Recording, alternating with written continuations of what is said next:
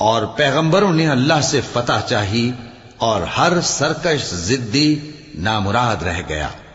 اس کے پیچھے دوزخ ہے اور اسے پیپ والا پانی پلایا جائے گا، وہ اس کو گھونٹ گھونٹ کر کے پیے گا اور گلے سے نہیں اتار سکے گا، اور ہر طرف سے اسے موت آ رہی ہوگی مگر وہ مرنے میں نہیں آئے گا، اور اس کے بعد سخت عذاب ہوگا۔ جن لوگوں نے اپنے پروردگار سے کفر کیا ان کے اعمال کی مثال راکھ کی سی ہے کہ آندھی کے دن اس پر زور کی ہوا چلے جو اسے اڑا لے جائے۔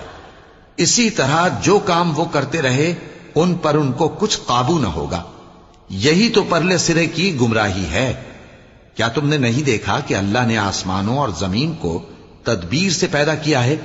اگر وہ چاہے تو تم کو نابود کر دے اور تمہاری جگہ نئی مخلوق پیدا کر دے، اور یہ اللہ کو کچھ بھی مشکل نہیں۔ اور قیامت کے دن سب لوگ اللہ کے سامنے کھڑے ہوں گے تو غریب